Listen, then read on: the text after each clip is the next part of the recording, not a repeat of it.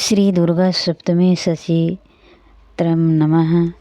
8वां अध्याय आरंभे नमः। मैं अनिमा आदि सिद्धिमयी किरणों से आवृत भवानी का ध्यान करती हूँ। उनके शरीर का अंग लाल है, नेत्र में करुणा लहर रही है तथा हाथों में पाश, अंकुश, बाण और धनुष शोभा पाते हैं। ऋषि कहते हैं, चंड और मुंड नामक दैत्य मारे जाने तथा बहुत सी सेना का संहार हो जाने पर दैत्यों की राजा प्रतापी शुभ के मन में बड़ा क्रोध हुआ और उसने दैत्य के संपूर्ण सेना को युद्ध के लिए कुचल करने की आज्ञा दी। वह बोला, आज उदय युद्ध नाम के 86 दैत्य सेनापति अपनी सेनाओं के साथ युद्ध के लिए प्रस्थान करें। कैम्बू नाम वाले दैत्यों के 84 सेनायक अपनी वाहिनी ने घिरे हुए यात्रा करें। 50 कोटि वीर कुल के और 100 ध्रुम कुल के असुर सेनापति मेरे आज्ञा से सेना सहित कूच करें। कालक दोहर्द मौर्य और काल के असुर भी युद्ध के लिए तैयार हो मेरे आज्ञा से तुरंत प्रस्थान करें। भयानक शासन करने वाला असुर राज शुभ इस प्रकार आज्ञा से सहस्त्रों बड़ी बड़ी सेनाओं के साथ युद्ध के लिए प्रस्थित हुआ। उसके अत्यंत भयंकर सेना अति देख चंडिका ने अपने धनुष की टंकार से पृथ्वी और आकाश के बीच के भाग गुंजा दिया। राजन, तदंतर देवी के सिंहासन ने भी बड़े और जोर से दहाड़ आरंभ किया। फिर अम्बे ने घंट के शब्द से उस ध्वनि और भी बढ़ा दिया। धनुष की टंकार, सिंह की दहाड़ और घंटे की ध्वनि से संपूर्ण दिशाएं गूंज उठी। उस भयंकर शब्द से काली ने अपने विकराल मुख को और भी बढ़ा लिया तथा इस प्रकार से विजयिनी हुई। उस तुमुल नाद को सुनकर दैत्य की सेनाओं ने चारों ओर से आकर चंडिका देवी, सिंह तथा काली देवी को क्रोधपूर्वक घेर लिया। राजन, इसी बीच में असुर के विनाश तथा देवताओं के अभ्युदय के लिए ब्रह्मा और शिव, कार्तिकेय, विष्णु तथा इंद्र आदि देवताओं की शक्तियाँ जो अत्यंत पराक्रम और बल के संपन्न थे, उनके शरीर से निकलकर उन्हीं के रूप में चंडिका देवी के पास गए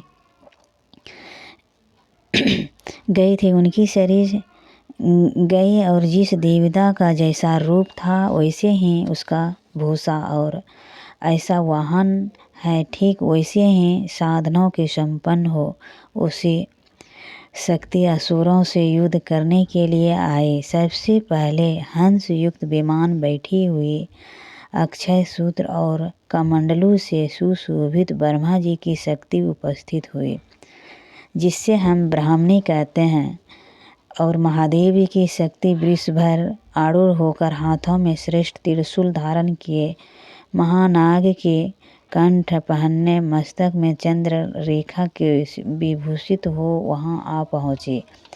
कार्तिकेय जी की शक्ति का जगदम्बा उन्हीं का रूप धारण किए श्रेष्ठ मयूर पर आरूढ़ हो हाथ में शक्ति लिए दैत्य के युद्ध करने के लिए आए। उसी प्रकार भगवान विष्णु की शक्ति गरुड़ पर विराजमान हो शंख, चक्र, गदा और शंख, धनुष तथा खग हाथ में लिए वहां आए। अनुपम यज्ञ वाराह का रूप धारण करने वाली श्रीहरि जो शक्ति और वह भी वाराह शरीर धारण करके वहां उपस्थित हुए। नरसिंह शक्ति की नृसिंह के समान शरीर धारण करके वहां आए। उसी गर्दन के बालों के झटके से आकाश के तारे बिखर पड़ते थे। इसी प्रकार इंद्र की शक्ति ब्रज हाथ में लिए गजराज एवरात बैठकर आए। इसके लिए सहस्त्र नेत्र थे। इंद्र का जैसा रूप है वैसा ही उसका भी था। तदंतर उन देव शक्तियों के घिरे हुए महादेवी जी चंडिके से कहा, मेरी प्रशंसा के लिए तुम शीघ्र ही इन असुरों का संहार करो। तब देवी के शरीर के अत्यंत भयानक और परम उग्र चंडिका शक्ति प्रकट हुई, जो सैकड़ों गिद्धड़ों की तरह भांति आवाज करने लगी थी। उस अपराजिता देवी ने धूमिल जटाओं वाले महादेवी जी से कहा, भगवान आप शुभ निशुभ के पास दूत बनकर जाइए और उन अत्यंत गर्विले दानव शुभ और निशुभ दोनों के कहिए, साथ ही उनके अतिरिक्त भी जो दानव युद्ध के लिए वहां उपस्थित हो उनको भी यह संदेश दीजिए, दैत्यों यदि तुम जीवित रहना चाहते हो तो पाताल को लौट जाओ। इंद्र को त्रिलोक का राज मिल जाए और देवता यज्ञ भाग का भोग करे। यदि बल के घमंड में आकर तुम युद्ध की अभिलाषा रखते हो तो आओ, मेरे शिवाय योगिनियों तुम्हें कच्चे मांस से तृप्त हो। चूँकि उस देवी ने भगवान शिव को दूत के लिए कार्य में नियुक्त किया था, इसीलिए वह शिवदूती के नाम से संसार में विख्यात हुई। वे महादैत्य भी भगवान शिव के मुँह से देवी का वचन सुनकर क्रोध में भर आए और वहाँ कात्यायनी विराजमान थे। उस ओर बड़े तदंतर हुए दैत्य आमर्ष में भर कर पहले ही देवी के ऊपर बाण शक्ति और सृष्ट आदि शस्त्रों की वृष्टि करने लगे। तब देवी भी खेल खेल में ही धनुष की टंकार किए और उसे छोड़े हुए बड़े बड़े बाणों द्वारा दैत्य के चलाए हुए बाण शूल शक्ति और फरसों को काट डाला। फिर काली उनके आगे होकर शत्रुओं को शूल के प्रहार से विदीर्ण करने लगी और खगवांग से उनका कचूमर निकालते हुए रणभूमि में विचरने लगी। ब्राह्मणी भी जिस ओर दौड़ती उसी ओर अपने कमंडलों के जल को छिड़काव कर शत्रुओं के ओज और पराक्रम को नष्ट कर देती थे। महेश्वरी त्रिशूल से उसका वैष्णवी ने चक्र और अत्यंत क्रोध में भरी हुई कुमार कात्यायनी शक्ति से दैत्य का संहार आरंभ किया। इंद्र शक्ति के वज्र प्रहार से विदीर्ण हो सैकड़ों दैत्य दानव शक्ति की धारा बहाते हुए पृथ्वी पर सो गए। वाराही शक्ति ने कितनों को अपनी थुथुन की मार से नष्ट कर दिया। दाढ़ों के अग्रभाग से कितनों के छाती छेद डाली तथा कितने ही दैत्य उसके चक्र की चोट से विदीर्ण हो गिर पड़े। नरसिंह भी दूसरे महादैत्य को अपने नखों से विदीर्ण करके खाती और से नाद से दिशाओं एवं आकाश को गुंजाती हुई युद्ध क्षेत्र में विचरने लगी। कितने ही असुर शिवदूती के प्रचंड हठास के अत्यंत भयभीत हो पृथ्वी पर गिर पड़े और गिरने पर उन्हें शिवदूती उस समय अपना ग्रास बना लिया। इस प्रकार क्रोध में भरे हुए मातृगणों को नाना प्रकार के उपायों से बड़े असुरों का मर्दन करते देख दैत्य सैनिक भाग पड़े हुए मातृगणों के पीड़ित दैत्यों के युद्ध में भागते देख रक्तबीज नामक महादैत्य क्रोध में भरकर युद्ध करने के लिए उसके शरीर से जब रक्त की बूंद पृथ्वी पर गिरी तब उसी के समान शक्तिशाली एक दूसरा महादैत्य पृथ्वी से पैदा हो जाता है।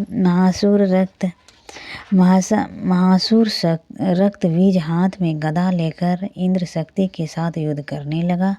तब इंद्र ने अपने ब्रज के रक्तबीज को मारा। ब्रज के घायल से होने पर उसके शरीर से बहुत सा रक्त चूने लगा और उसी के समान रूप तथा चक्र पराक्रम वाले योद्धा उत्पन्न होने लगा। उसके शरीर से रक्त के जितनी बूंदे गिरे उतने ही पुरुष उत्पन्न हो गए। वे सब रक्त बीज के समान ही वीर्यवान, बलवान तथा पराक्रमी थे। वे रक्त से उत्पन्न होने वाले पुरुष भी अत्यंत भयंकर अस्त्र शस्त्र का प्रहार करते हुए वहाँ मातृगणों के साथ घोर युद्ध करने लगे। पुनः ब्रज के प्रहार से जब उसका मस्तक घायल हुआ तब रक्त बहने लगा और उसने हजारों पुरुष उत्पन्न हो गए। वैष्णवी ने युद्ध में रक्त बीज का चक्र का प्रहार किया तथा केंद्रीय उस दैत्य के सेनापति गदा से चोट पहुँचाते भी वह चट विष्णु के चक्र से घायल होने पर उसके शरीर से जो रक्त बहा और उससे जो उसी के बराबर आकार वाले सहस्रों महादैत्य प्रकट हुए। उनके द्वारा संपूर्ण जगत व्याप्त हो गया। कौमार्य शक्ति से वारायणी खग और महेश्वरी ने त्रिशूल के महादैत्य रक्तबीज को घायल किया। क्रोध में भरे हुए उस महादैत्य रक्तबीज ने भी गदा के सभी मातृ शक्तियों पर पृथक पृथक प्रहार किया। शक्ति और शूल आदि ने उनके अनेक बार घायल होने पर जो उसके शरीर से रक्त की धारा पृथ्वी पर गिरी, उससे भी निश्चय ही सैकड़ों असुर उत्पन्न हुए। इस प्रकार उस महादैत्य के रक्त से प्रकट हुए असुरों द्वारा संपूर्ण जगत व्याप्त हो गया। इससे उन देवताओं को बड़ा भय हुआ। देवताओं को उदास देख चंडिके काली से शीघ्र पूर्वक कहा, चामुंडे तुम अपना मुख और भी फैला लो तथा मेरे सहस्त्रपात से गिरने वाले रक्त बूंदों और उनसे उत्पन्न होने वाले महादैत्य को तुम अपने इस उतावले मुख से खा जाओ। इस प्रकार रक्त के उत्पन्न होने पर महादैत्य का भक्षण करते हुए तुम रण में विचरती रहो।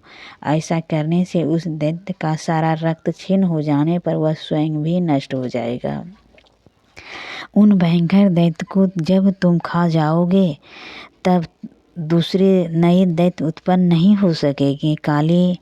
काली से यूं कहकर चंडिके ने शूल से रक्त के बीज को मारा और काली अपने मुख में उसका रक्त ले लिया। तब उसने वहां चंडिका पर गदा का प्रहार किया, किंतु उस पर गदा पाते ही देवी को तनिक भी वेदना नहीं पहुंची।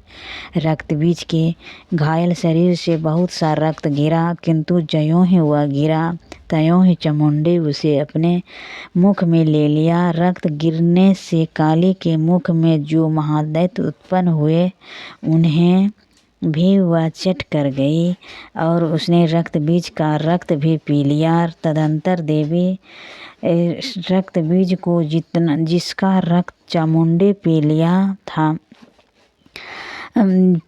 था ब्रज बाण खग तथा ऋषिट आदि से मारा डाला। राजन, इस प्रकार शस्त्रों के समुदाय से आहत एवं रक्तहीन हुआ महादैत्य रक्त बीज पृथ्वी पर गिर पड़ा।